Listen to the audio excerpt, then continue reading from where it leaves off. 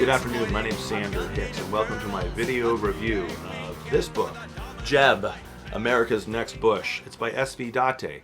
What I'm going to do is I'm going to talk about what I liked in this book, what's missing from this book, and what we can all do to unite against the possibility of another warmongering Bush presidency. Okay, are you with me? Awesome. This book is good. I like it.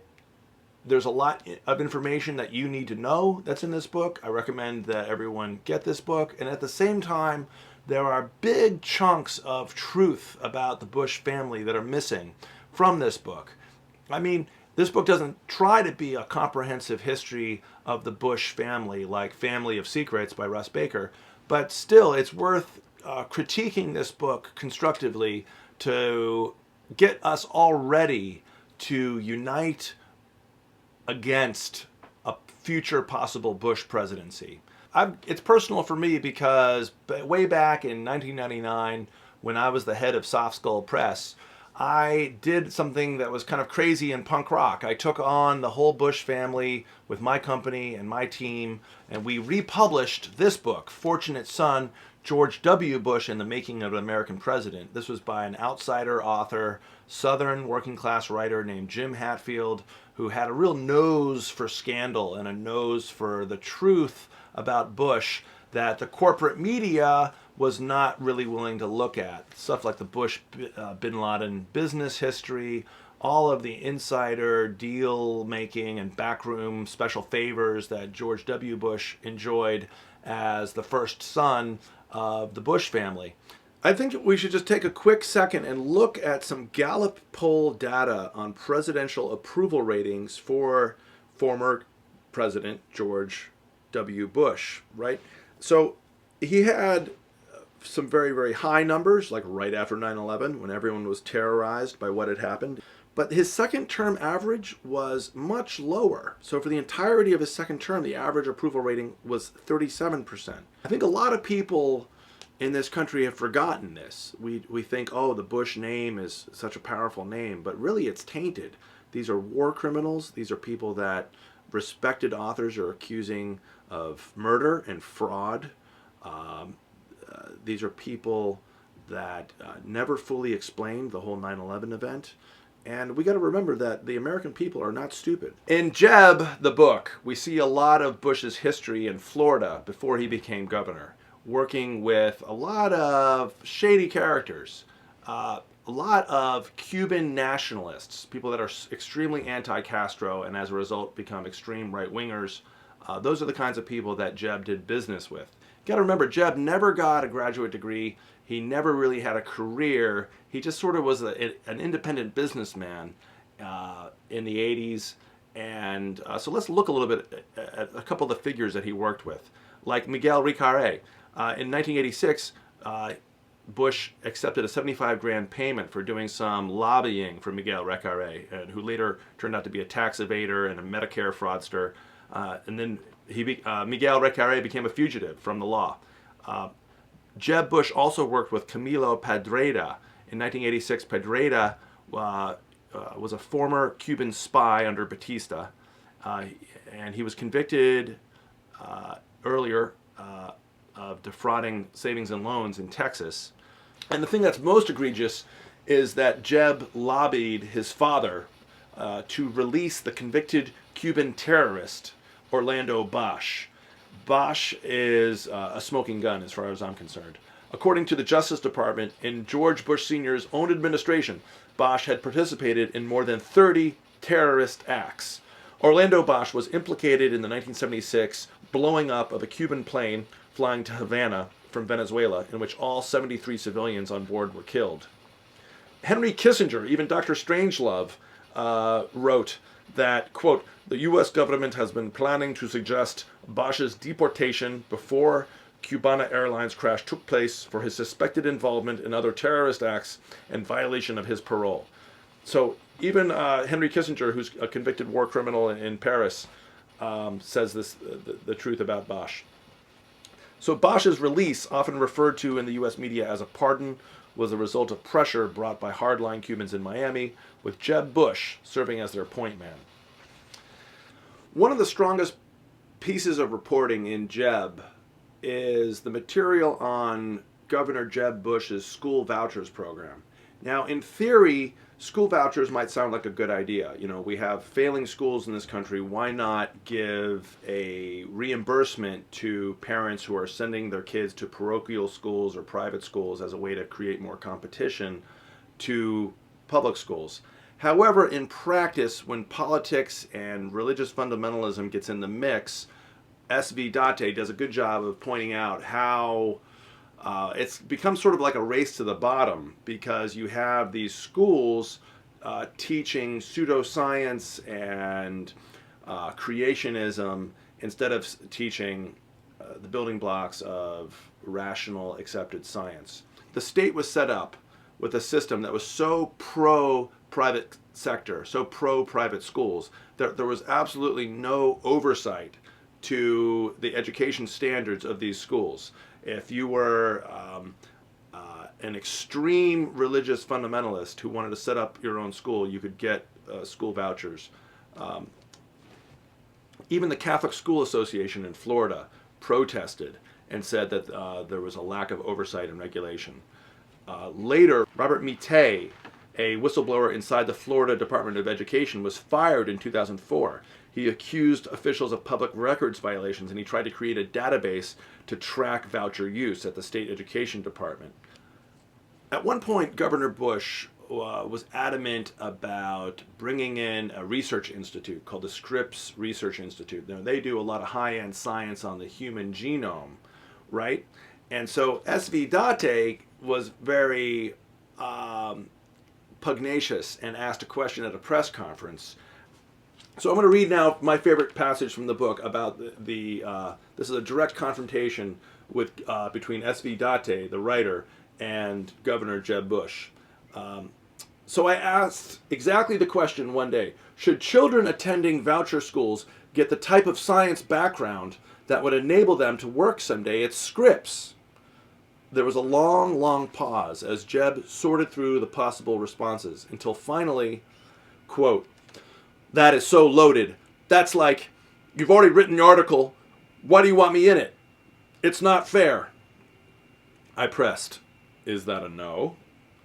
"No, that's nothing. That's no comment. The governor refused to comment. That's what it is in the article. The governor refused to comment."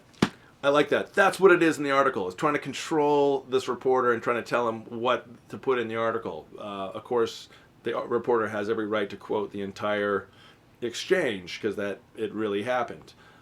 That's Bush's style. His autocratic, workaholic, extremely hard-driving style that clamps down on dissent, clamps down and suppresses anybody who doesn't go along. In fact, Jeb, as governor, decided that this writer, S.V.Date, was his least favorite reporter, and actually tried to get the Palm Beach Post to take him off of the Tallahassee beat and replace him with somebody else. Real quick, I want to cover the fact that there's a lot of information about economics and tax cuts in this book. Jeb Bush is a carbon copy of the supply side economics school of thought, which is a very it's Reaganomics. It's traditional that you preach that we always have to cut taxes for the rich. Why? Because they will create jobs and the money will trickle down. There will be a trickle down effect. Now, S.V.Date does a great job of pointing out that the actual economic data in Florida proved that that was actually not true. Bush was bending over backwards to cut taxes that were specifically targeted for the ultra wealthy, and doing it in the name of creating jobs when the actual economic data was not evident that these tax cuts would create jobs. But Bush did them anyway, and as a result cut about a total of $14 billion in revenue through tax cuts. Jeb Bush is not just another Bush. He has had a lifelong history of working closely with his father, the one-term president, George Herbert Walker Bush. Now, George Herbert Walker Bush is a former director of CIA and was an accused major figure in the Iran-Contra shadow government operation.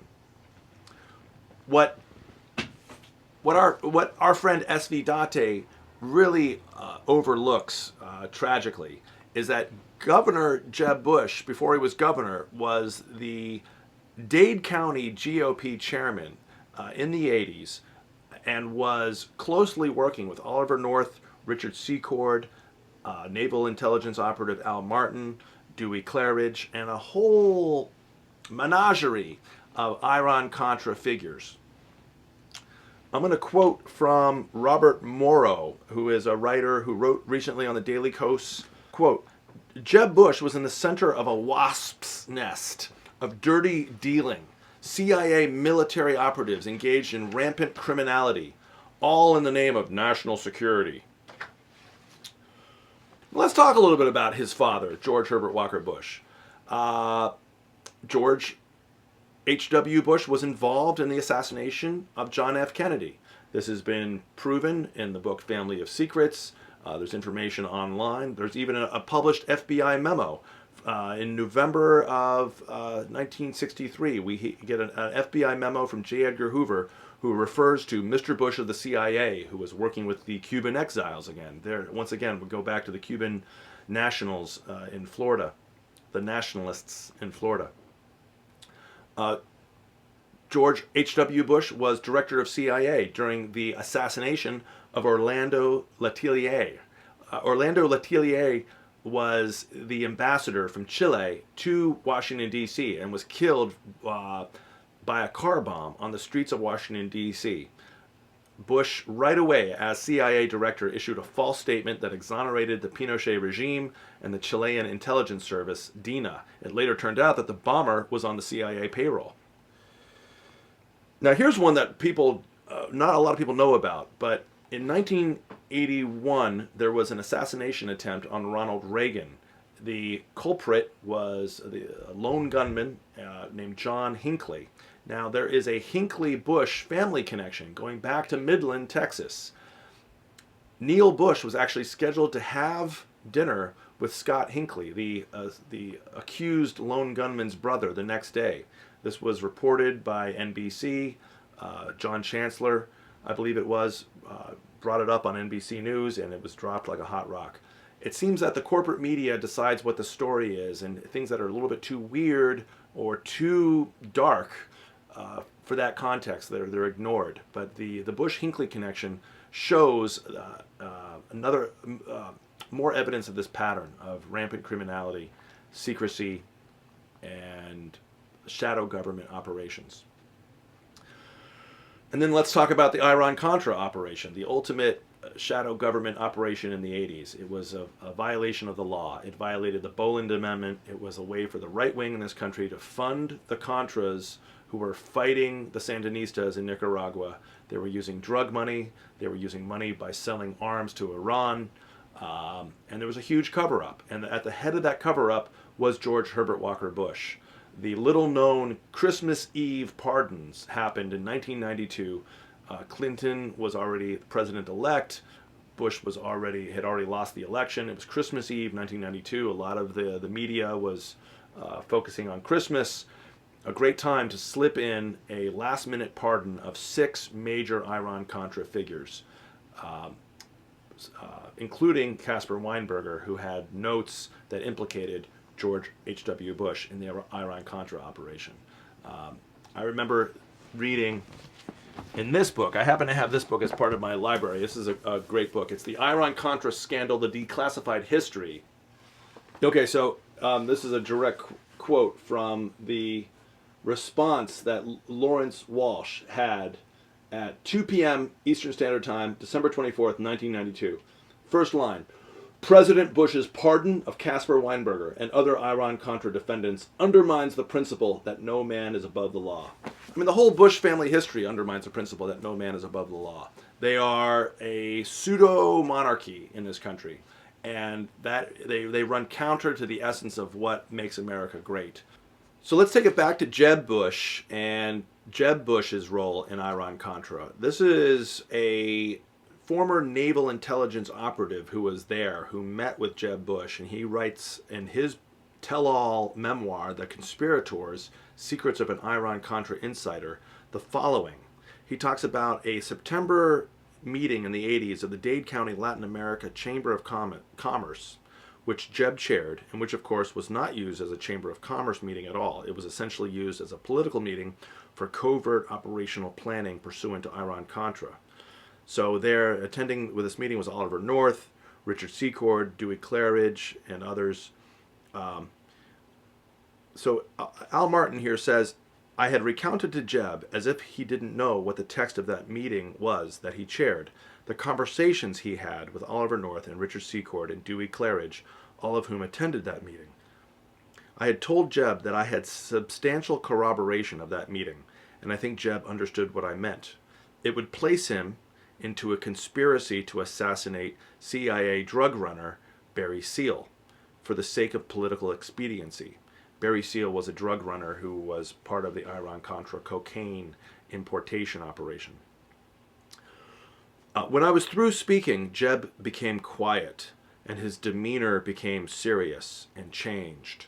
He became flushed, as he often does when he's frightened. Jeb responded by telling me that it would be most unfortunate if I were to go public with this information, since I might wind up like George Morales or Johnny Molina. These were two guys that had just were in the middle of being silenced or had just gotten silenced. So let's try to just give you the bullet points as quickly as possible. George W. Bush, guilty of election fraud in year 2000 in Florida with his brother as the presiding governor, guilty. Greg Palast did a great job in Best Democracy Money Can Buy of showing voter disenfranchisement of poor and black people in Florida to try to negate Democrat votes for Gore in that election. There was voter fraud in year 2004 in Ohio, in Bush-Kerry, in that race. There's a huge open wound on the U.S. body politic that is the 9/11 event, the 9/11 cover-up. I know it's very emotional for a lot of people. I've written 2 books about 9/11. My latest book on this is Slingshot to the Juggernaut. But I'm going to try to just give a quick, succinct view of the 9/11 cover-up as it pertains to Jeb Bush and the Bush family.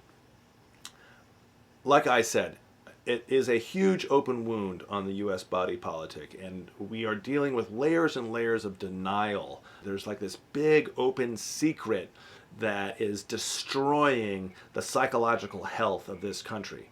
That's what 9/11 is. It was clearly an attack that involved U.S. military, CIA, shadow government operations. And once again, the Bush family are the front men. They are the leaders of U.S. shadow government operations. This is why we need to unite as a people to prevent another Bush presidency. The 9/11 event is extremely detailed. There are layers and layers. We could talk about Kevin Ryan's excellent new book, Another 19, that talks about the 19 real suspects that he names by name inside the United States government, starting with Cheney and Rumsfeld and going down into other lower level operatives. Suffice to say that right now, it's never been proven that 19 Arab hijackers attacked us. It's never been proven rationally and logically in a court of law. I'm a licensed contractor in New York City.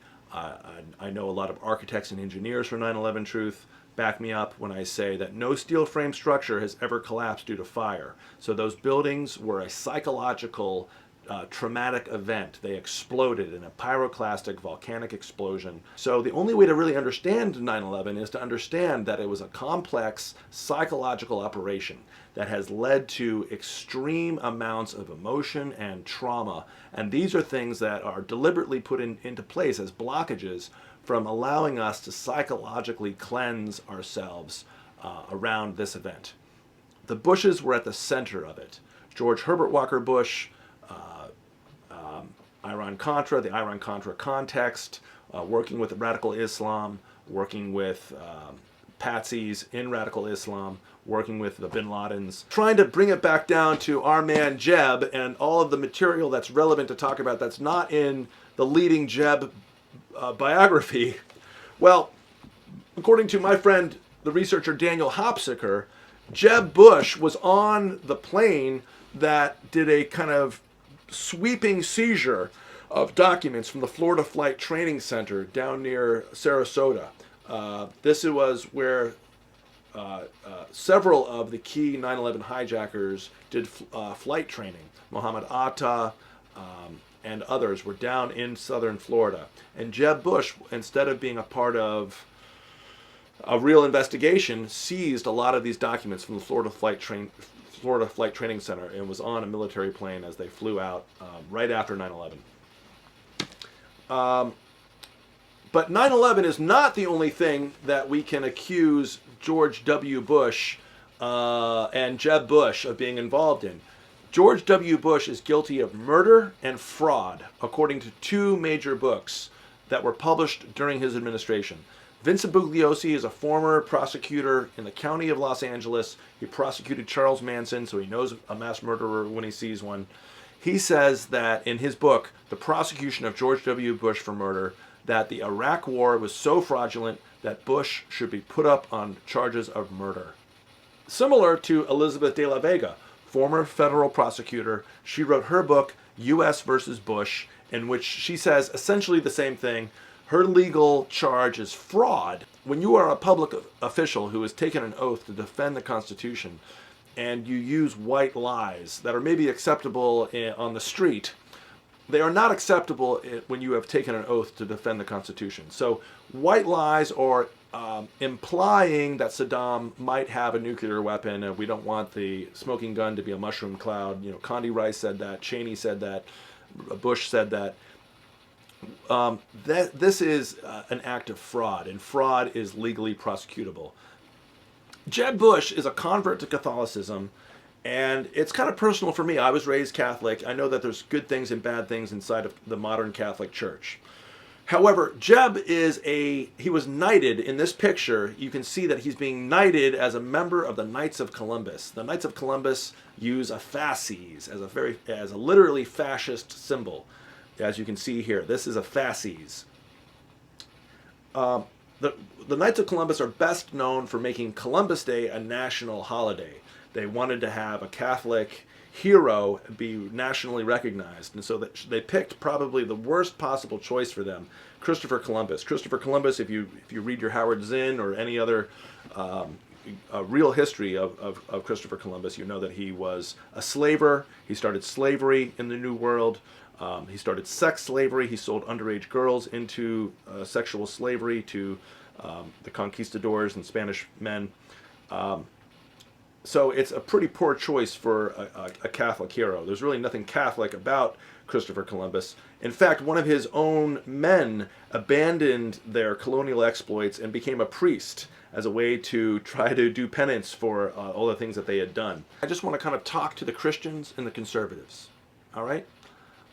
I think we just got to kind of clear the mind and prayerfully still our hearts and really just ask ourselves, is Jeb Bush a Christian? Is his behavior Christian behavior? This presentation is really focused on the secrecy, the criminality, and the abuse of power that the Bush family and Jeb Bush represent. Let's really kind of try to have a connection to the truth together here now and think about what Jesus himself said in Matthew 10:26. He said, "Have no fear of them, for nothing is covered that will not be revealed, or hidden that will not be known." Think about the message of that peasant revolutionary carpenter from Nazareth. What was his real message? His real message was one of truth, honesty, radical honesty, forgiveness, redemption, coming back to an original promise. Jeb Bush represents some sort of deviation from that, an archaic, feudalistic, abusive power, power-mad, power-hungry, war-hungry, bloodthirsty kind of pseudo-Christianity. We have to ask ourselves, too, is this really true conservatism? Isn't conservatism about small government, less government interference in the people's lives, the right to be left alone, as Supreme Court Louis Brandeis talked about, Well, all of this is the opposite of what we get with Bush, the Bush family, and the shadow state operations. So conservatives and Christians really have to do your homework on this one. We really have to think about Jeb Bush. Why? Because by their fruits you shall know them. Well, what can we do about it? Well, my friend Alex and I are making a documentary about Jeb Bush, and we urge you to support us, and we ask for your help. There's a lot that we can do. We can unite people around truth and freedom. We don't have to identify in the same old political categories. There's many new ways to unite people around truth, around freedom, around peace. The angels, the Buddhas, and the saints are coming out into the light of the country. The Columbus holiday reclaimed, renamed, Liberator Day from slavery.